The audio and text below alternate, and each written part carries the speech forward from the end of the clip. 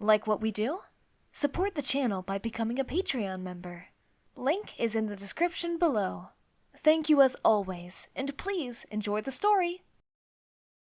Waiting anxiously at the tube station entrance, I watch every face that walks past me. See, I'm picking up my friend Cynthia, who's finally agreed to come visit all the way from Illinois. We've been talking over the internet now for just over a year, and this will be the first time the two of us have met in person. I really hope it isn't awkward. I do already know she's going to be a little annoyed at me. She knows me as Katie, my female self. Right now, I'm not dressed that way at all. It's such a busy underground station, I chickened out. That's when I see her. Cynthia is an incredibly confident and fiery redhead. I can see she's wearing black wedge heels, black leggings, and a lovely maroon dress. I was stunned at how good she looked. Her transition must be going really well. Feeling a slight hint of envy, I throw my hand up into the air and call out for her. "Cynthia!" I wail, with people walking past giving me dirty looks. Catching her attention, she gives me the biggest smile and rushes over. Pulling her bags behind her, they make an awful racket as the wheels spin to keep up. "Katie!" she booms, pushing through a crowd of people. As my female name is shouted across the entrance of the station, I feel my face go red. I act casual, trying to pretend she wasn't talking to me. "Hello," Cynthia puffs, reaching me. "We meet at last." "Hiya," I awkwardly reply, knowing she's already judging me for my drab male appearance. Letting go of her bag, she throws her arms out and grabs me close. "Where's Katie?" she asks, squeezing me tight. "I'm sad you haven't let her out today." Letting me go, I rub at my face and look anywhere but into her eyes. "Sorry," I respond, giving her a quick smile. "I just didn't have time today." "It's okay, Katie," she says, adjusting her dress by pulling it down. "Don't get me wrong, you are a handsome man, but I'd have much preferred to have met Katie." "Shh," I respond, a little frustrated. "People are looking at us. You keep calling me Katie." Looking around at the people scurrying past us, Cynthia looks at me unimpressed. "Shall we go to your apartment then?" Cynthia asks, pointing in all directions. "Is it far?"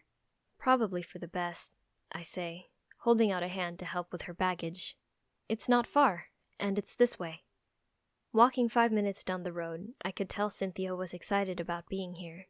She was constantly asking questions about the area. We eventually reach my flat, and we stand at the entrance. "You live here?" she asks, pointing at the front door, which is down a small staircase. "In someone's basement?" "It's not a basement," I groan, opening the door and letting her into my poky little world. "Make yourself at home," I say, showing her the kitchen living area. She spends a few seconds looking around the place, especially interested in my bedroom. "So," she says, looking at me up and down, "I saw a pub on the way here, and I really want to go." "Okay," I say with a smile. "We can go now if you want." "No, I want to go with Katie," she continues, touching my baggy male clothing. I mutter, stumbling on my words. "I don't know if I'm ready for that." "Baloney," Cynthia laughs. "I've seen those legs. Go put on a dress and we'll head over." "I don't know," I reply, rubbing my arm. "It's okay for you. You've got the lovely long hair, the budding bosom, and the confidence to be your true self. I don't have that." "Girl," she laughs, snapping her fingers, "I'm confident because I'm finally happy that my appearance matches who I am on the inside. Don't you want to feel like that too?" "I do," I answer, letting my head sag as I answer. It's nothing," Cynthia giggles, turning back to head inside my room. "I know you've got some cute outfits in here. Let's play dress up together and take it one step at a time." Not giving me a chance, she pulls out the box from the bottom of my cupboard and throws it on the bed. "Cross-dressers," she smiles, opening the box and pulling out some of my feminine underwear. "We're all so similar. I used to hide my outfits in a box like this too before I started my transition." Blushing, I watch her pull out a pair of very lacy red knickers. "Oh," Oh, she grins, holding them up. For date night? I don't answer. I just blush and look away. So, that date the other night didn't go well then? She questions, throwing the underwear in the box. Oh, I say, shifting nervously. I just couldn't bring myself to leave dressed like I was. Dang, Cynthia sighs, looking at me disappointed. I saw the pictures you shared that night. You looked like $1,000,000 in that little black dress. Now you're telling me you never went? Don't, I moan, giving her a sour look.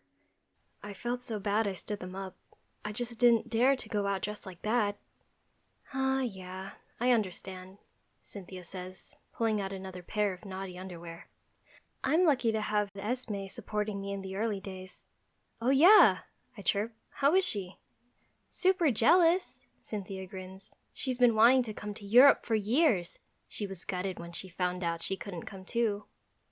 Looking extremely excited, Cynthia then pulls out the little black dress I wore the other night. Hot dog! She cries, holding out to me. I know it's not the same as date night, but will you wear this for girls' night? I guess I can, I answered, giving her a dubious look. Depends on what you're planning for us to do on girls' night. Katie, Cynthia grins, wagging a single finger, stop worrying. Just know that getting all dolled up is the first step. It's gonna take me a minute to get all femmed up, I tell her. What are you going to do in the meantime? Well, she says, clapping her hands together, I brought something from home, and as the guest in your place, I thought I'd make you dinner. Oh, sweet, I answer, sifting through my feminine clothing, looking for my forms. So next time I see you, Cynthia points, smirking, you're going to be so very pretty, you'll be melting hearts. I doubt it, I quip, taking off my t-shirt. Following my usual routine, I have a shower and a close shave all over. Once that's done, I moisturize my legs and face. Having done that, I select a matching pair of underwear from my box and fill the bra with my forms. Slipping on my hip and bum shapewear, I grab my corset and do it uptight. Wearing all this extra stuff was a little uncomfortable, especially the hip forms. With my waist compressed and my chest and backside looking more voluptuous, it helped me feel more like Katie, and less like boring old vanilla me. Sitting in front of the mirror for 30 minutes, desperately trying to do my makeup to perfection, did make me feel a little bad for Cynthia. She's a guest, and I'm ignoring her by staring at myself redoing my eyeliner. After agonizing and still not getting it perfect, I fit my brunette wig on and brush it straight. I'd selected my favorite wig. Pleased with my hair, I reach into my box and pull some black pantyhose out and a pair of black heels. Easing my legs into the pantyhose, I'm soon ready to zip myself into my little black dress. It was a little creased from the other night, but being so tight to my body, it didn't seem to matter. The poor dress really had to work to hold my male form in. Slipping my feet into my heels next, I take a few nervous steps toward the living room where Cynthia is cooking. I stand at the doorway. I can smell the sweet, savory flavors wafting around my flat. What do you think? I ask her, presenting myself. Standing at the oven in my kitchen, she turns, and her face lights up. Sweet honey biscuits, she yells, clapping her free hand against the wooden spoon she holds in the other. Do I look okay?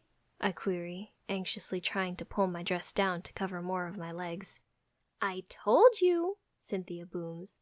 You look like $1,000,000, girl.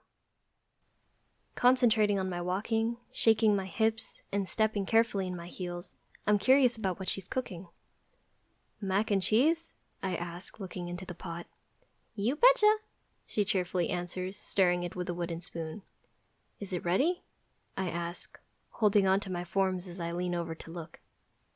Instantly telling me to sit, Cynthia dishes it out onto a plate. Giving me a single portion, she doesn't do herself a plate. I give her a curious look as she sneaks off into my room. Katie, she giggles, knowing I've seen her trying to slip away. I'm going to slip into something more fitting for our girls' night. Okay, I reply, cautiously trying to eat without smearing my lipstick. With her in the other room, I take bite after bite until I finish my plate. Hearing her crash about, I wonder what she's up to. Moments later, Cynthia bursts into the room, throwing her arms up in delight. Well, she exclaims, presenting herself to me, Do I look like a woman who means business? Wow, I answer, looking at her in a new light. She changed her outfit completely. Her curly red hair was now arrow straight. Gone were her wedge heels, replaced by stunning glossy stilettos. Her dress was also a teal green, clinging to her newly forming feminine curves. It's my girlfriend's lucky dress, she giggles, adjusting the fit slightly. Do I wear it well? You do, I answer, looking slightly worried. Is she okay with you bothering that? She doesn't wear it anymore, Cynthia flippantly replies. It would be a shame to waste the luck, don't you think?